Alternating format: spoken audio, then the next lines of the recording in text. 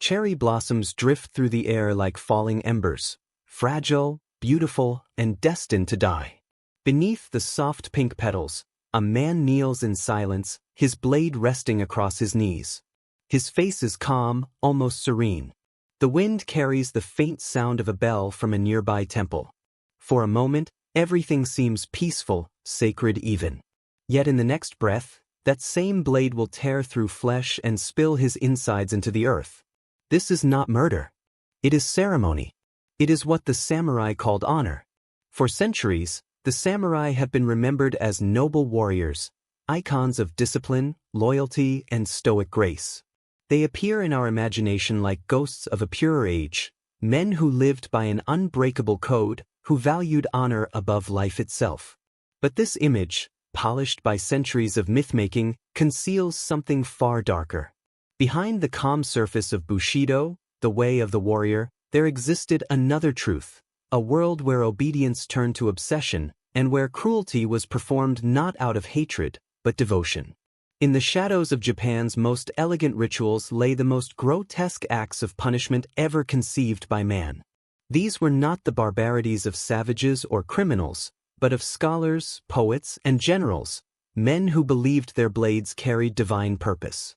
Their punishments were not chaotic or impulsive, they were scripted, ceremonial, and often performed before silent audiences who watched suffering unfold as if it were theater. Each act of agony was a test of the human spirit, a performance meant to prove one's loyalty, one's purity, one's place in the invisible hierarchy of faith and fear. This story is not about the samurai we are taught to admire, it is about those who shattered their own codes in the name of them. It is about the punishments so sadistic, so psychologically perverse, that they stripped Bushido of its nobility and left only its naked cruelty. These acts were not just violations of flesh, but of philosophy. They blurred the line between sacrifice and sadism, between justice and ritualized madness. The samurai world was built upon contradictions.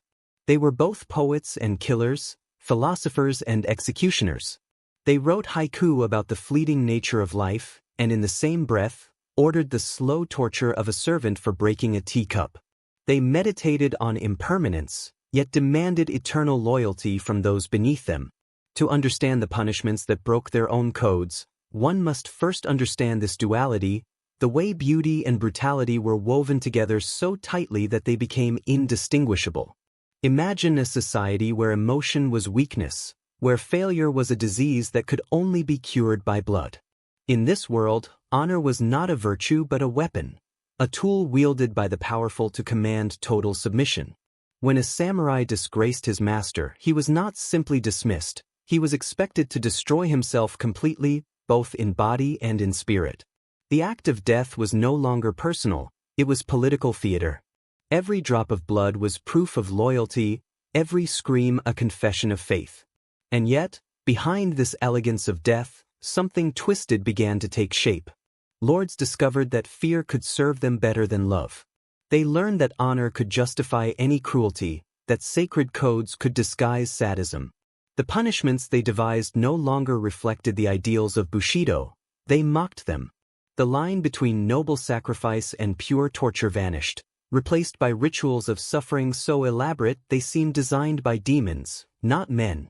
As the centuries passed, these punishments evolved into spectacles, acts meant to cleanse dishonor not just from the guilty, but from the entire clan. The victims were made examples of, their pain sanctified through ceremony. Some were forced to die slowly before an audience of peers, their agony a mirror in which others saw their own potential fate. Others were denied even the dignity of ritual and left to rot as reminders that the code of honor, when distorted, demanded not humanity but obedience.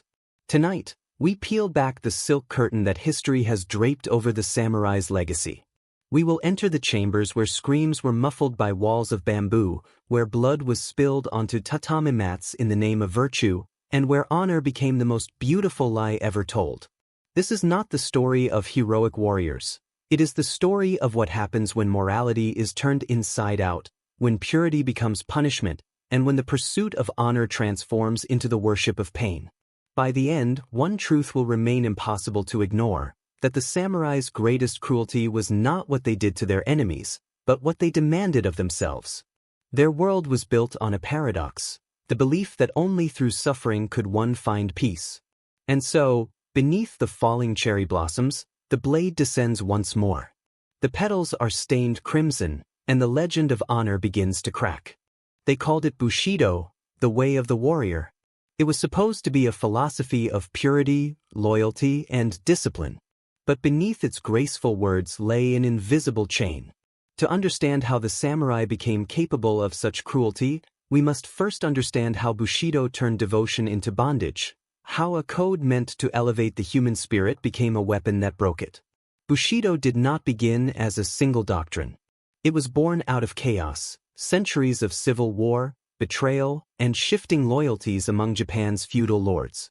The samurai emerged not as noble guardians but as mercenaries, swords for hire. They lived and died at the command of the daimyo, feudal warlords whose power determined everything. Loyalty became the only currency that mattered. It wasn't earned through love or respect, it was proven through obedience.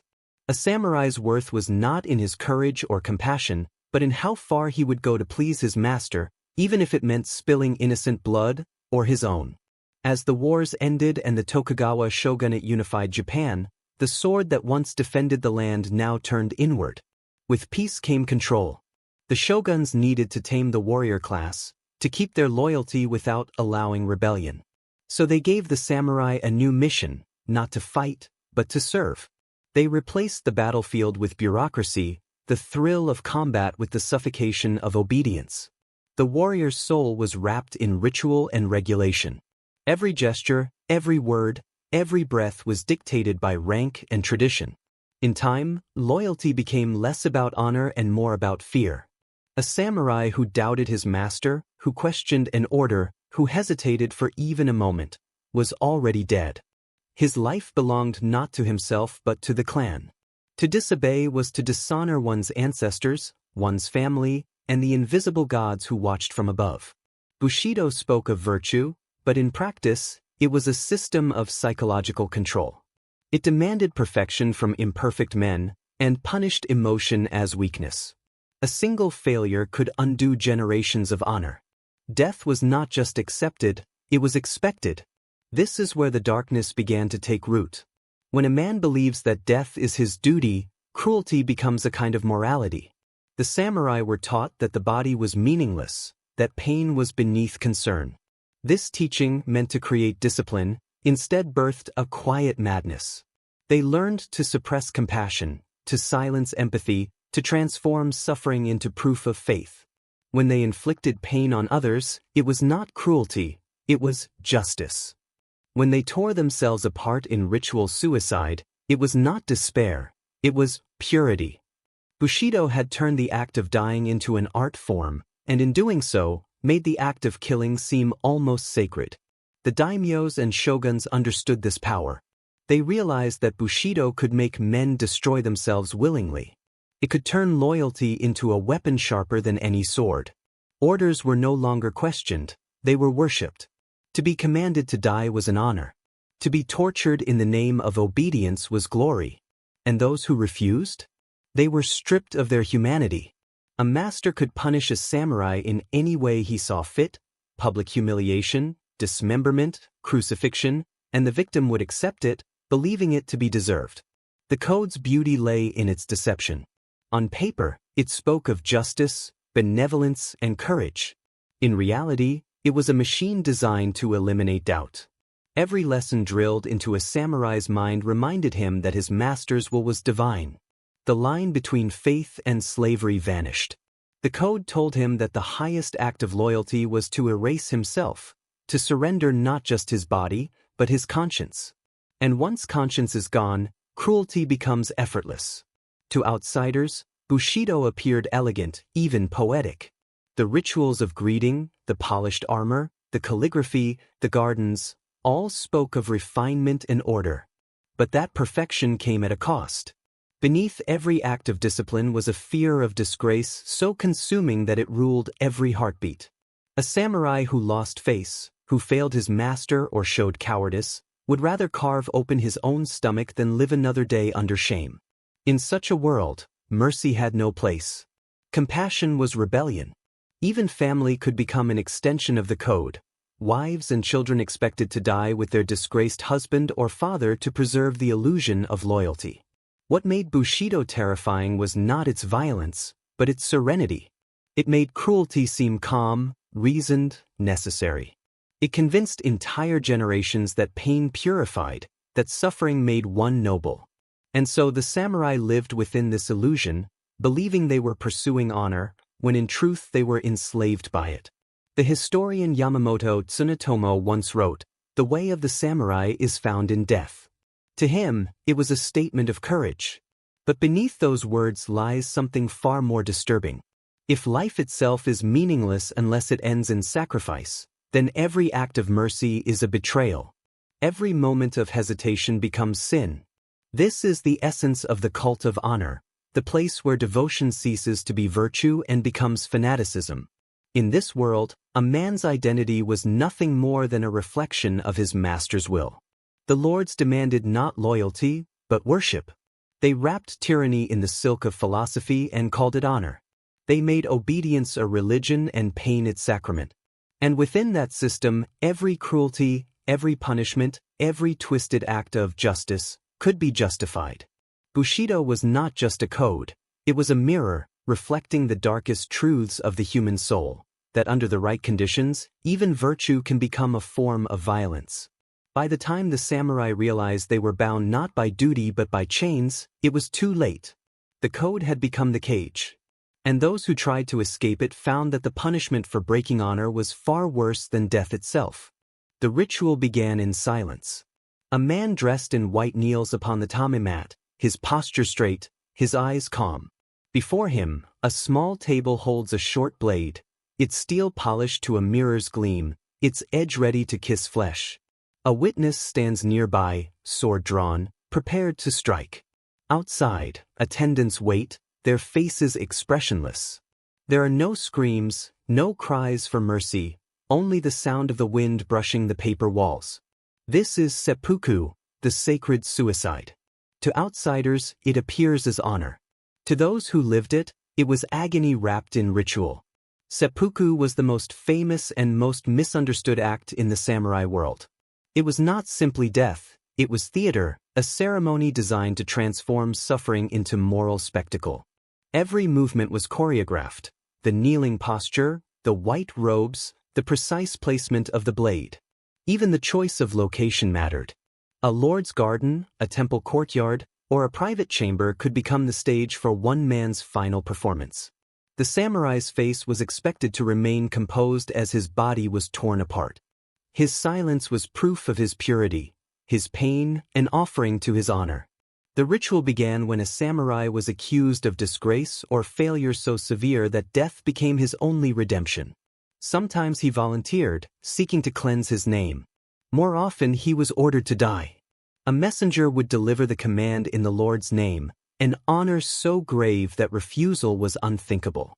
The condemned man would bathe, dress in white, and compose his death poem, a final act of beauty before destruction. These poems were often hauntingly calm, speaking of falling leaves, the moon's reflection, or the fleeting nature of life. Beneath their elegance lay terror, resignation, and the quiet hope that death might restore what life had ruined. When the moment arrived, the samurai would take his dagger, the tanto or wakizashi, and plunge it into his abdomen. The first cut was made from left to right, a gesture meant to reveal his sincerity, his willingness to face pain openly. Some would make a second, vertical cut upward, deep into the stomach. This motion, known as jumanji-giri, was unbearable. Few survived long enough to finish it. Blood would soak the white cloth as the samurai struggled to remain upright, his teeth clenched against agony. If he faltered, the kaishakunin, his chosen assistant, would strike from behind with a single blow to the neck, ending his suffering in one clean motion. But even that mercy could fail. If the executioner missed or hesitated, the victim's death could stretch into long, horrifying minutes. To the samurai, the stomach was believed to be the seat of the soul, the source of courage and sincerity. By cutting it open, a man laid bare his spirit before the gods and his master. It was not meant to be an act of despair, but of purity, a final confession performed through pain. Yet over time, the ideal of seppuku became corrupted. Lords began using it as a tool of political control, a method of execution disguised as privilege. A disgraced retainer was not offered a chance at redemption. He was ordered to die so his death could serve as a warning to others. The ceremony that once symbolized autonomy turned into submission. Witnesses described scenes that blurred the line between faith and horror. In some cases, entire audiences of samurai gathered to watch, their faces still as the condemned man cut himself open. The smell of blood mingled with incense. The lord would sit calmly, sipping tea, as his servant's life drained before him. To flinch or show pity would itself be dishonorable. Death had become theater, a display of control, both over one's own body and over those who commanded it. Not all were granted this honorable death. When the ritual was performed as punishment rather than choice, it became an instrument of cruelty. Lords sometimes forced retainers to commit seppuku for trivial offenses, speaking out of turn, losing a contest, or showing disrespect. Others used it to silence political rivals, compelling them to die with dignity so their families would remain loyal. The ceremony's beauty masked its brutality. A man who hesitated or cried out was said to have failed even in death, his family shamed forever. Women, too, were not exempt from this ritual of purity. The female counterpart, known as jigai, required women to tie their knees together before cutting their throats, so their bodies would remain modest in death. They, too, were victims of the same logic, that virtue could be proven only through suffering. For all its sanctity, seppuku revealed the deepest paradox of the samurai world, that honor demanded self-destruction and loyalty demanded pain. What began as a statement of moral strength decayed into institutionalized torment. The ritual became less about courage and more about control, an elegant form of coercion that left no blood on the lord's hands, only on the servant's stomach. Yet even within its horror, there was beauty, terrible, mesmerizing beauty. The final poem, the soft fall of petals, the glint of steel catching lantern light, all served to romanticize the agony. Pain was aestheticized, turned into art. The audience could admire it without guilt, just as one admires a flower blooming before it wilts. In this transformation, cruelty became philosophy, and death became devotion. Accounts from the Edo period describe men who took pride in dying gracefully, whose families celebrated their composure as proof of noble spirit. Others whispered of failed ceremonies, of men who screamed, vomited, or begged for death, only to be remembered as cowards for eternity. In those moments, the myth of serenity shattered, revealing the raw human terror beneath.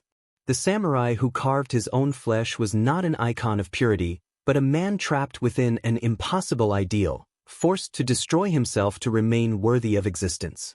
The ceremony of agony was the soul of Bushido, and its greatest lie. It taught that honor was worth more than life, yet used that belief to strip men of both. Beneath the silence of the ritual, beneath the poetry and precision, lay a question that no code could answer. What is the value of honor if it demands inhumanity? Seppuku was not just a suicide. It was a mirror, reflecting the moment when virtue devoured compassion, and when faith in purity turned into the worship of pain. For all its poetry and ceremony, the samurai world was built on a lie, that every warrior who failed would be granted the dignity of dying by his own hand. In reality, only those of noble rank were given the privilege of seppuku. The rest, peasants, foot soldiers, servants, and disgraced samurai who had fallen too far, were denied that mercy. For them, death came not in silence but in screams. The samurai code claimed to honor discipline and purity, yet its punishments for the dishonored were designed to strip a person of both. This was the side of Bushido that history tried to forget, the side where justice became theater and cruelty became spectacle. In the age of the Tokugawa shogunate, Japan's peace was enforced not by swords on the battlefield, but by fear. The law was absolute, and the punishments were meant to terrify as much as they were to correct. When a samurai's crime was too shameful for seppuku, cowardice, desertion, theft, or rebellion, his fate was decided by his lord. Often he was condemned to die like a criminal, not a warrior. Execution by the sword was considered too quick, too merciful. Instead, the condemned would face punishments so drawn out, so meticulously cruel, that they erased any trace of dignity. One of the most feared was haratsuk, crucifixion. Borrowed from older Buddhist and Chinese practices, this method was both religious and ritualistic. The condemned was bound to a wooden cross or pole, arms outstretched as the crowd gathered. Spears were then thrust into his body, often avoiding vital organs to prolong suffering. It could take hours, sometimes days, for death to come. The body was left on display long after, serving as a moral warning to others who might stray from their lord's command. The samurai who had once lived by the sword died nailed to a cross like a thief, his honor erased, his name cursed. Then there was boiling, a punishment reserved for acts of betrayal or treason. Massive iron cauldrons were filled with water or oil, and the condemned was slowly lowered in. The screams were said to echo through the castle grounds for hours. In some recorded cases, retainers were forced to watch their comrades suffer this fate, to remind them what awaited disobedience. There were even rituals where a lord would heat the oil in front of the victim, reading his crimes aloud as the pot hissed and bubbled beside him. The condemned's final duty was to die silently, without begging for mercy, proving that even in disgrace, he remembered his training. Sawing and dismemberment were also employed, especially during times of rebellion. The body of a captured traitor could be cut apart limb by limb, his head displayed at the castle gate. The shogunate turned punishment into propaganda, displaying the corpses of criminals and dishonored samurai along major roads. Travelers would pass the decaying remains as reminders of the unbreakable law of the warrior state. In a culture obsessed with order and control, even death became a performance of authority. But the most psychologically devastating punishment was not physical, it was social death. A samurai who was stripped of his master and his title became a ronin, a masterless man, a wandering disgrace. To live as a ronin was to live as an exile, despised by all and trusted by none. They were called men without shadows, cut off from clan, home, and purpose. Many chose suicide over such humiliation. Others turned to banditry, hunted by the same lords they once served. For them, dishonor was a slow death that lingered for years. And then there were the punishments inflicted upon entire families. A man's failure did not belong to him alone, it stained his bloodline. Wives, sons, and daughters could be stripped of their names, enslaved, or executed to purify the clan's shame. Some women were ordered to perform jigai, slitting their throats to preserve modesty, while children were drowned or strangled. A lord's decree could erase a generation in an afternoon, and all in the name of maintaining harmony. In a society where obedience was sacred, mercy was treason. Foreign observers in the 16th and 17th centuries, such as Portuguese missionaries and Dutch traders, wrote in horror about the punishments they witnessed. One Jesuit described a crucifixion in which the condemned was speared through the side and left to die under the sun, his blood soaking the dirt for 3 days. Yet what shocked these outsiders most was not the brutality itself, it was the serenity with which it was performed. The executioners bowed before the condemned, the crowd watched in silence, and officials recorded each detail with ritual precision. Violence in the samurai world was not chaos. It was order. Even when punishment was carried out in private, it was done with calculated artistry. Beheadings were performed with single, clean strokes meant to preserve dignity, unless the condemned had deeply offended his lord, in which case the sword might strike deliberately poorly, prolonging agony. In some cases, the severed head would be displayed before the lord as proof of justice, sometimes even perfumed and arranged on a lacquer tray, the features washed and hair combed. The presentation of death was as important as death itself. What made these punishments especially cruel was their purpose. They were not designed to end life, but to destroy identity. The samurai's body became a canvas upon which his master painted authority. Pain was a message, and humiliation was the ink. Each act of punishment reinforced the hierarchy that defined samurai society, the unbreakable chain from peasant to retainer, retainer to lord, and lord to shogun. Every drop of blood reminded the people that they lived in a world where virtue was dictated by power, not morality. And yet, even as the screams echoed through the courtyards, the philosophy of Bushido continued to praise restraint, compassion, and purity of heart. The contradiction was staggering.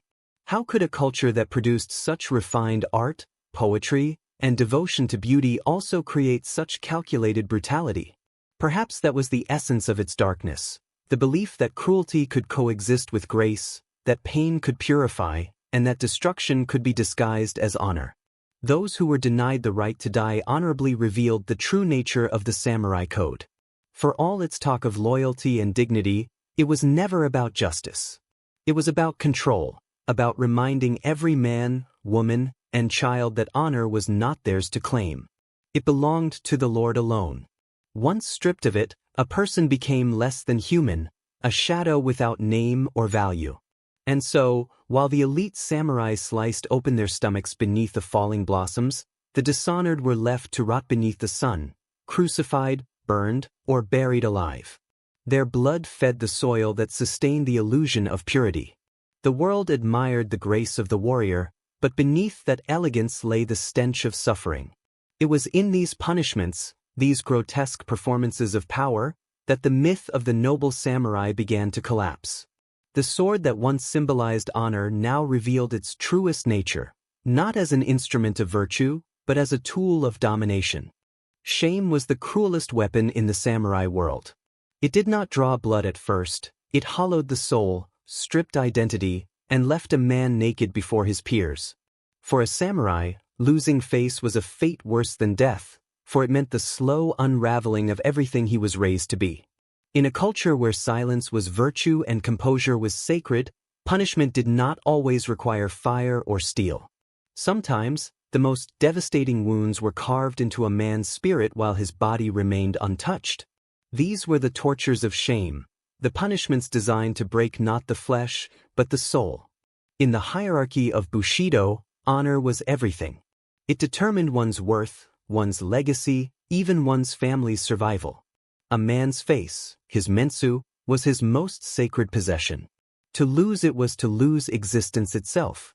Lords and magistrates understood this all too well, and they weaponized it with surgical precision. When execution wasn't necessary, they used humiliation. The condemned might be paraded through the streets, stripped of his armor, his hair shorn to mark him as a coward. The crowd would spit, mock, and jeer as he passed. Every insult was a knife that cut deeper than any blade. To live afterward was to be a ghost, to walk among the living yet be seen as already dead. There were rituals of shame more intricate than public humiliation. Some samurai were forced to sit in silence while their crimes were read aloud before the clan, unable to speak in their defense. Others were made to kneel while their swords were broken in front of them, a symbolic castration that stripped them of both status and manhood. In some cases, a lord would demand that the offender serve as a menial laborer, cleaning the very grounds where he once trained as a warrior. To the samurai, manual work was the lowest degradation, a reminder that his body now belonged to servitude, not honor. Even worse were the punishments of isolation. A disgraced retainer could be banished from his domain, forbidden to speak his family's name or wear its crest. His letters would go unanswered, his home taken, his comrades forbidden to acknowledge him. He would live as a kegar, a polluted being, spiritually unclean. In a society obsessed with purity, this was social death, a punishment so complete that many ended it themselves through suicide. The code that glorified death in battle showed no mercy to those who wished to live in disgrace. But shame was not reserved for men. Women within the samurai households faced a unique and often invisible cruelty. While the samurai's honor was tied to loyalty and courage, a woman's honor rested entirely on purity and obedience. A wife could be punished for gossip, jealousy, or even being suspected of infidelity. Accusation alone was enough. Many were forced to cut their hair, a symbol of humility and loss, and to live secluded behind screens, forbidden from appearing before their families again. Some were paraded in humiliation, their kimonos torn, their faces marked with ink as warnings to others. The most tragic were the punishments given to samurai wives when their husbands failed in duty. To preserve the illusion of family honor, a wife might be ordered to perform jigai, ritual suicide by slicing her throat with a dagger. Before doing so, she would tie her knees together with a silk cord, to ensure her body remained modest after death. Her final act of obedience was to die beautifully. These deaths were seen as acts of devotion, yet they were nothing less than sacrifices demanded by a system that turned love into duty and dignity into performance. Concubines and servants faced even worse fates. Because they lacked noble status, they could not die with honor. Instead, they became the scapegoats for their master's shame. A concubine accused of betrayal might be tortured for confession, burned with incense, beaten, or slowly drowned. Female servants who witnessed a lord's disgrace could be buried alive with him, their deaths written off as offerings of loyalty. Their suffering was invisible, their names erased. In the samurai world, women's pain was not a tragedy, it was a ritual necessity. Even men who survived their punishments bore scars that never healed. The samurai robe, the kimono, was a badge of status, but once stained with shame, it became a mark of mockery. Disgraced warriors were sometimes forced to wear garments dyed in dull browns and grays, forbidden from the rich indigo or crimson colors of their peers. Their swords were confiscated, their hair unbound, their faces left bare of the proud topknot. This stripping away of symbols was not just punishment, it was annihilation of identity. To be seen without one's sword was to be seen as less than human. There were even cases where punishment was disguised as mercy. A lord might spare a disgraced samurai's life, commanding him instead to live in dishonor, to wander as a ronin, never again to serve or fight. This twisted form of forgiveness was far crueler than death. The condemned man was trapped between worlds, unable to die with pride or live with purpose. His shame became a slow, lifelong torture, devouring him from within. Public torture, too, often carried a ceremonial calmness that belied its brutality. The condemned might be forced to bow endlessly before the Lord, his forehead pressed against the floor until blood marked the tatame. In some cases, he would be bound in a humiliating posture for hours, naked, blindfolded, displayed before the same retainers who once saluted him. The goal was not to kill, but to erase every trace of defiance. The samurai code preached control, and the ultimate control was to make a man participate in his own degradation. The psychology of these punishments was sophisticated and deliberate. Physical pain fades, shame does not. The samurai masters understood that to break a man's honor was to break his lineage, his name, his history. Shame became an inherited curse. Children of the disgraced were treated as unclean, their marriages forbidden, their futures sealed. The code of Bushido did not forgive, it devoured. What makes these punishments truly disturbing is how they coexisted with refinement. The same hands that painted scrolls of cherry blossoms or composed poems about the moon also signed death orders and devised humiliations. The same lips that recited Zen koans spoke commands that condemned women and servants to unspeakable suffering. Beauty and cruelty lived side by side, feeding one another. The tea ceremony, the sword, and the torture chamber were all part of the same aesthetic. The belief that order could be created only through control, that perfection required the destruction of the imperfect. A samurai could face flames or blades without fear, but shame was something no training could prepare him for. It reached into the private corners of his mind, turning honor into a cage. In the end, many chose death not to escape pain, but to escape humiliation. They would rather die with their dignity intact than live as proof of their failure. These were the tortures of shame, the punishments that tore away the mask of serenity and revealed the raw fear beneath. For every noble suicide beneath the blossoms, there were countless silent degradations carried out in the name of purity. The samurai believed that pain cleansed the soul, but shame destroyed it. And in that destruction, the elegance of Bushido revealed its darkest truth, that the pursuit of perfection, when twisted by pride, becomes the art of breaking the human spirit. The samurai believed that pain was not merely punishment, it was purification. To suffer was to cleanse, to endure was to be reborn. This belief was rooted in the very climate of Japan itself, a land of extremes where life was defined by contrasts, the beauty of cherry blossoms against the violence of earthquakes, the serenity of temples shadowed by volcanoes. Fire and ice ruled both the landscape and the soul. The samurai absorbed this duality into their rituals of discipline and justice, crafting punishments that reflected nature's fury. Every burn, every frostbitten limb, carried meaning. Every scream was a prayer, every scar a sacred mark.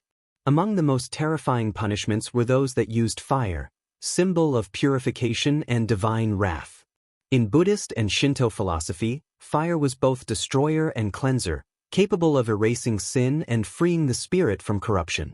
For the samurai, it was the perfect tool to burn away dishonor. Those accused of betrayal, heresy, or witchcraft could be sentenced to haizai, execution by flame. The condemned would be bound to a wooden stake, often in temple courtyards, where monks chanted sutras as the fire was lit. There was no chaos in these burnings. The flames rose in eerie silence, watched by men who saw not cruelty but sacred balance. To them, the screaming body was an offering to restore cosmic order. But not all fire punishments were executions. Some were meant to scar, not kill, to leave visible reminders of shame. Heated metal rods were pressed against the flesh to mark criminals, often on the face or forearm. Samurai who betrayed their lord might be branded with kanji denoting traitor or thief.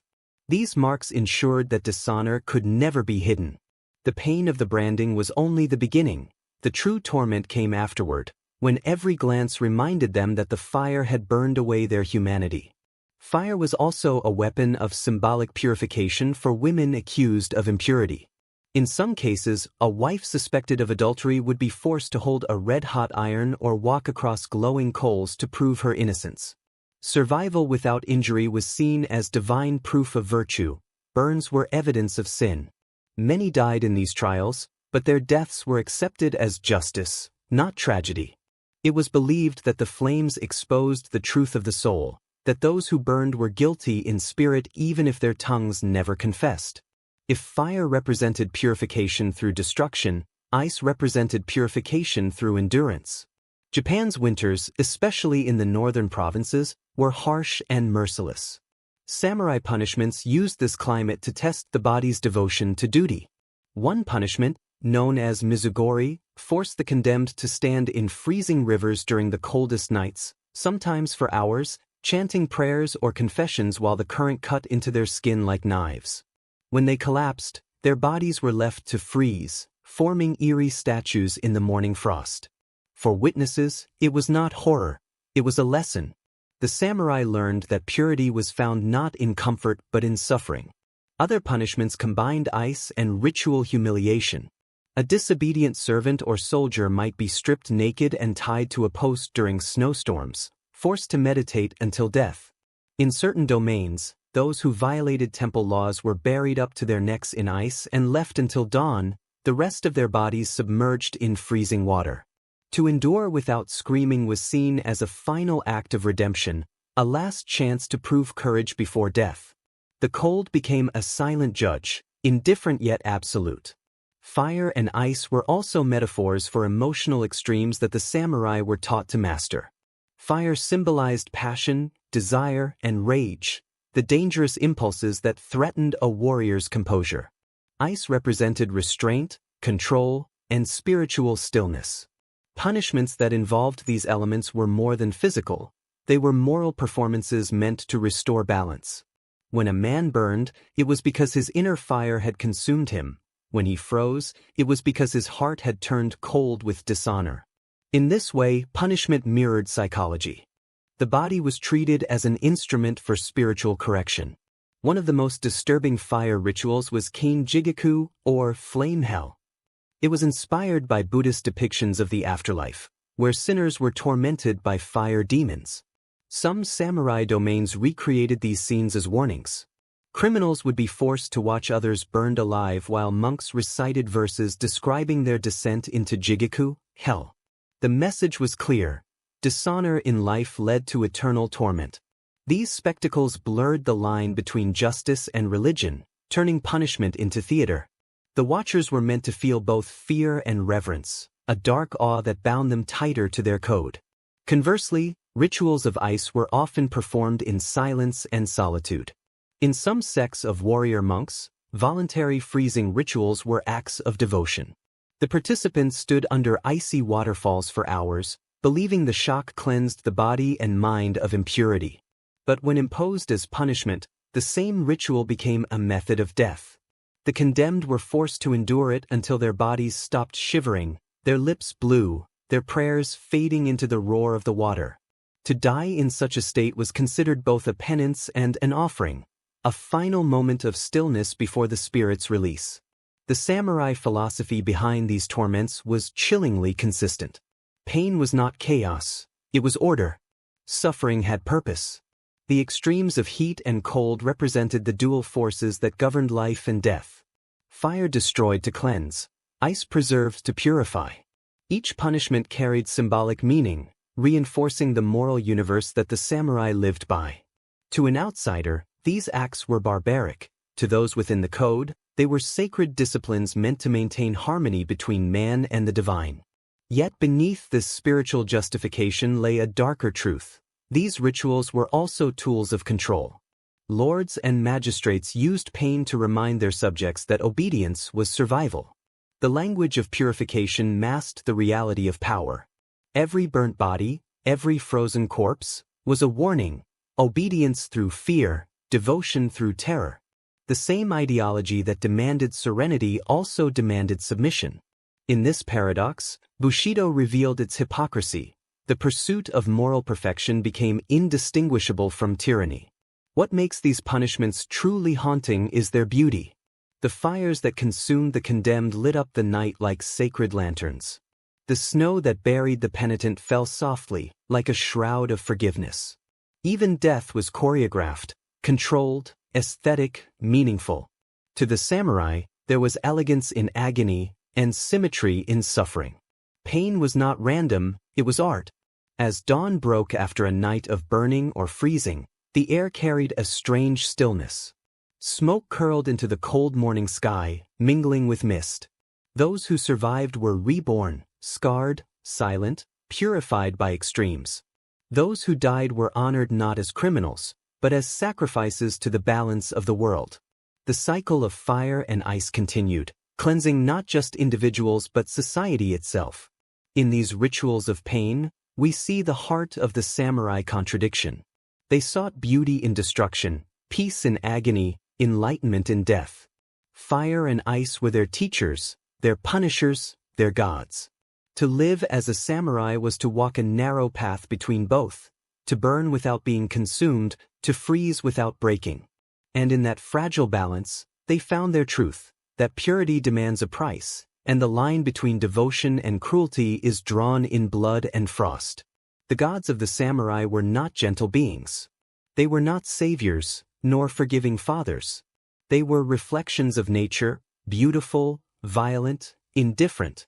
At the center of this pantheon stood figures like Hachiman, the god of war, and above all, the all-seeing deity of wisdom and suffering, Odin's eastern counterpart, the Shinto and Buddhist fusion gods who demanded not worship, but endurance. To the samurai, divinity was not about mercy, it was about mastery of pain. A god who never suffered could never understand honor. Thus, the samurai revered gods who bled, gods who burned, gods who sacrificed themselves to know the truth.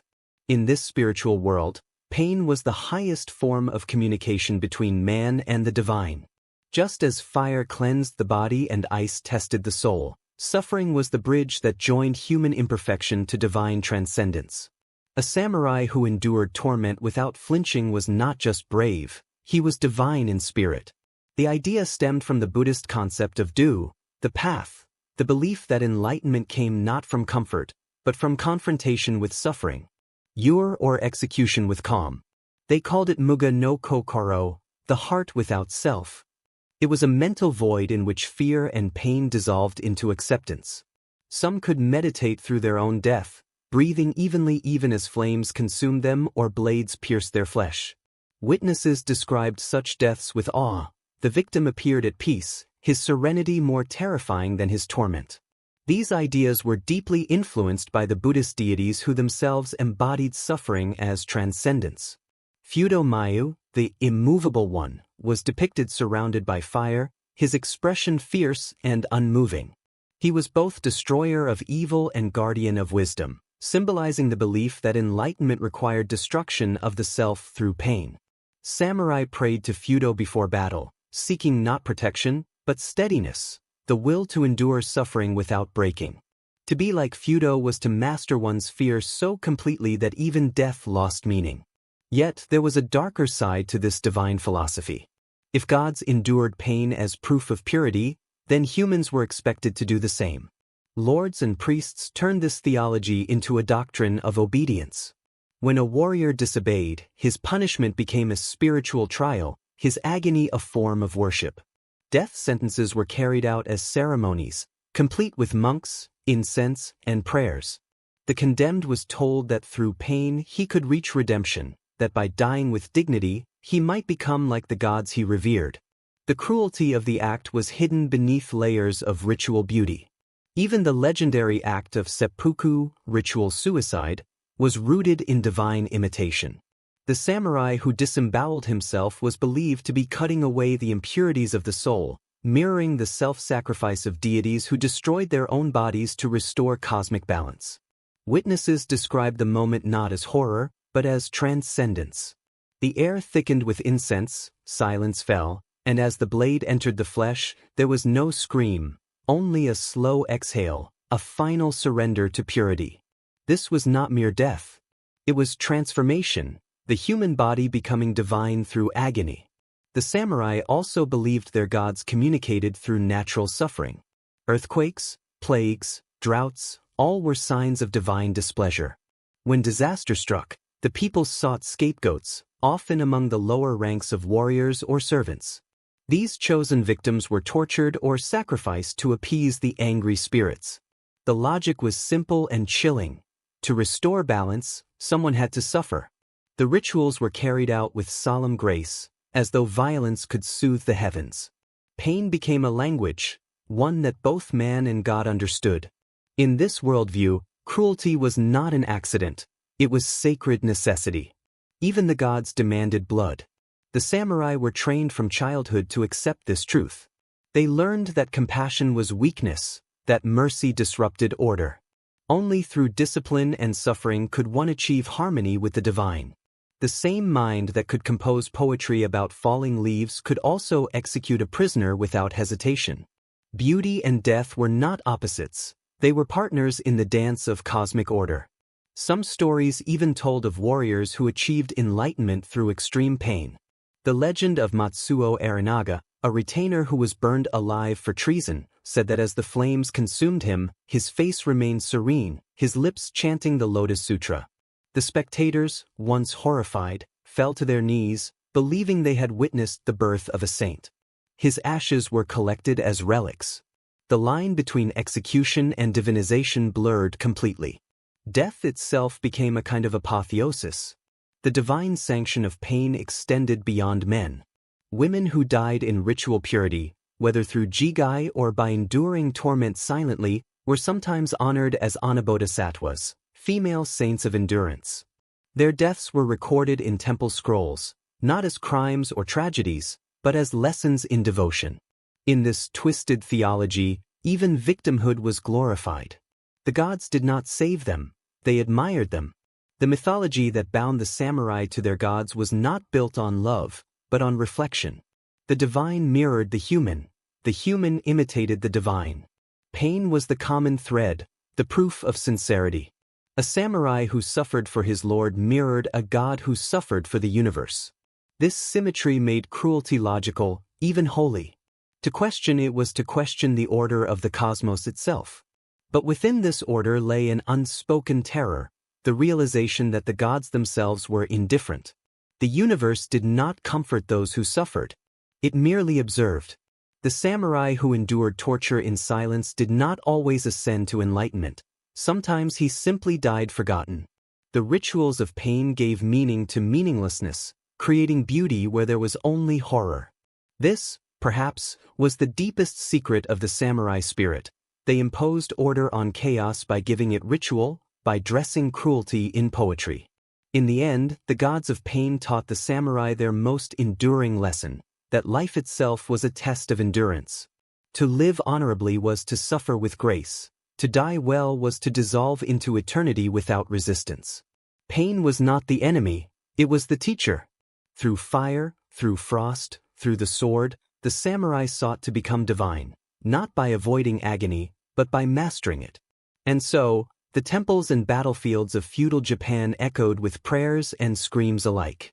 Warriors knelt before statues of gods wreathed in flame, offering their flesh as proof of devotion. Their eyes, calm and unblinking, reflected the flicker of divine cruelty. In their world, suffering was not tragedy, it was transcendence. The gods of pain had taught them well. To become more than human, one must first endure what no human should. There came a time when cruelty ceased to be a tool of justice and became something far darker, an emblem of honor itself.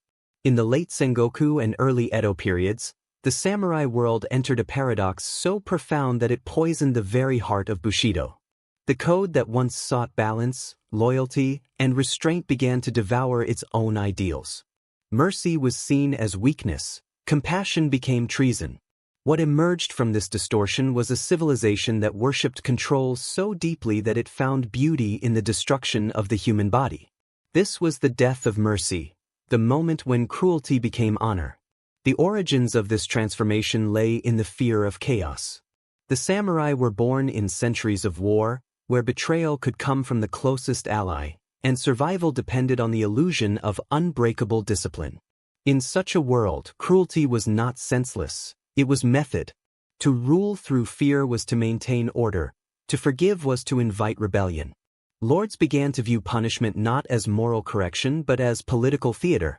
Executions, torture, and humiliation were performed with precision and spectacle, each act a demonstration of power. The message was unmistakable. Loyalty was sacred, and disobedience would be punished not merely with death, but with annihilation of identity. Among the most feared of these rituals was the public dismemberment of traitors, kubikiri and gazumzan, executions designed not only to kill but to humiliate. The condemned were sometimes ordered to sit upright and compose a death poem before being cut down. Their heads were then displayed on spikes, often at castle gates or bridges, to rot in the open air as symbols of a lord's absolute dominion. These grim trophies were not hidden, they were arranged with ceremony. The head was washed, the hair combed, and the face powdered before display. The contradiction was chilling. Even in death, aesthetic beauty was maintained. But there were punishments even more grotesque, reserved for those who had violated the spiritual fabric of Bushido. One was boil execution, kamiyugata. The condemned was slowly lowered into a cauldron of boiling water or oil, while priests chanted sutras to purify the act. Another was yubitsum, the severing of fingers, a practice adopted later by the Yakuza but rooted in samurai discipline. Originally, a warrior who had failed his lord or committed a grave error would cut off the tip of his little finger to atone, offering it as proof of submission. The mutilation was not about pain, it was about symbolism. The missing finger weakened the grip on the sword, ensuring dependence on one's master. It was devotion through disfigurement. The deeper the samurai system evolved, the more ritualized its cruelty became. Lords turned executions into spectacles of moral instruction. Samurai were ordered to attend and observe, to meditate on the meaning of loyalty while watching their comrades die. Each punishment was described as a lesson in purity, a test of the spirit. But beneath the incense and chanting, something else grew: fascination. The act of watching suffering became a kind of ritual pleasure, a dark aesthetic that blurred the line between reverence and sadism. Pain, when performed with restraint and grace, became an art form. Even seppuku, the ultimate act of samurai honor, was not free from this corruption. What began as a solemn expression of self-control turned into a public performance designed to display aesthetic suffering. The condemned knelt before his peers, his kimono perfectly arranged, his blade polished like a mirror. Witnesses studied every movement, the calm breath, the firm grip, the silent thrust. Any sign of hesitation brought disgrace. Only a perfect, elegant death preserved one's legacy. The assistant executioner, or kaishakunin, would decapitate the samurai at the precise moment of agony, not too soon, or it would be seen as mercy, not too late, or it would be seen as incompetence.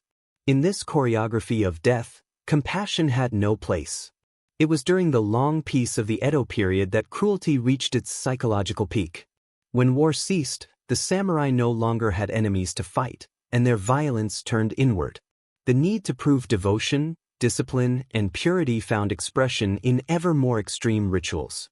Some clans introduced trials of endurance, walking barefoot over blades, sitting under icy waterfalls for days, piercing one's skin with needles while reciting prayers. What once tested courage on the battlefield now became a test of obedience in the courtyard. A man who could endure pain without flinching was said to have mastered the soul. One who faltered was unworthy of his sword. But as cruelty became codified, its moral foundation began to rot. The distinction between justice and brutality blurred. Punishments once reserved for traitors were inflicted for minor disobedience or political suspicion. Lords used the language of honor to justify sadism. When a servant failed in duty, his death was described as a purification. When a rival was executed, it was called moral cleansing. Every act of violence was wrapped in ceremony, every killing sanctified by ritual. Beneath this mask of sacredness, Japan's warrior class had lost its humanity. The cruelty extended beyond punishment into everyday life. Servants lived under constant fear of arbitrary wrath. Peasants were executed for stepping on a lord's shadow or failing to bow deeply enough. Samurai wives and children could be ordered to die to preserve appearances. And yet, society saw these deaths not as tragedy, but as demonstrations of virtue. The idea that honor justified any act, no matter how horrific, became the silent doctrine of the age.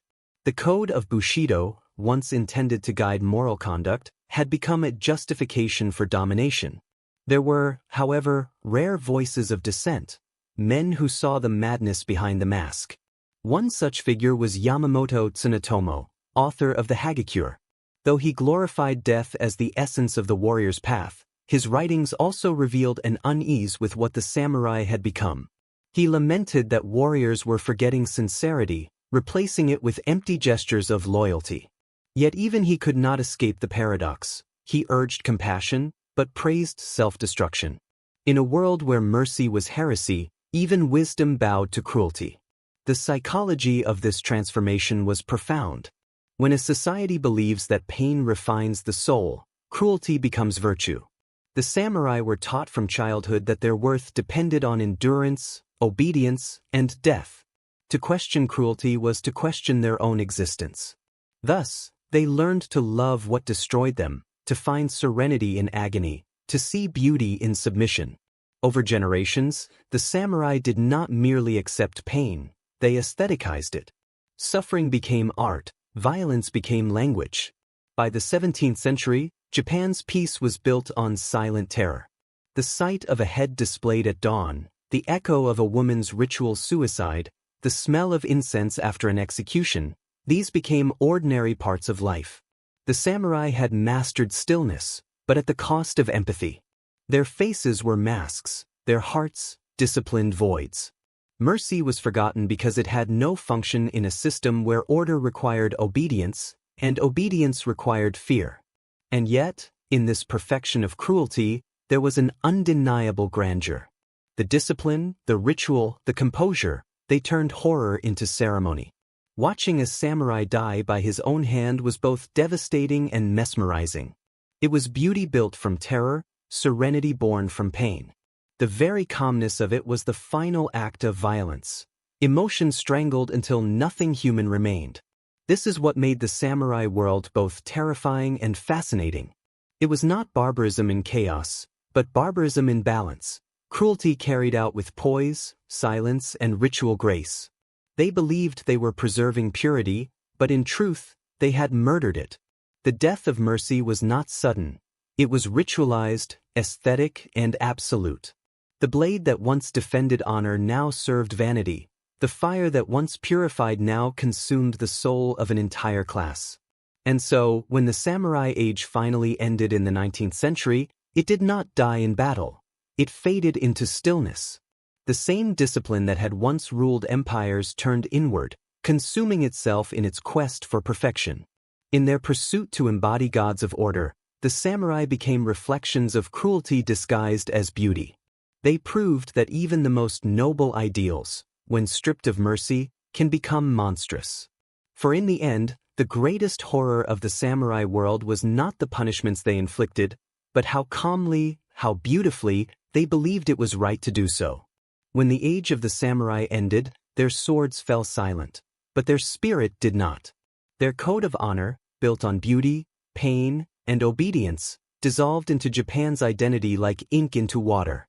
What began as a warrior's discipline became a nation's quiet endurance. Even today, the samurai's shadow lingers, in the perfectionism of art, the silence of sacrifice, and the belief that suffering refines the soul. Their punishments broke flesh, but their ideals shaped centuries. And perhaps that is their truest legacy, the haunting reminder that beneath every act of honor, there may still lie the echo of cruelty, disguised as devotion.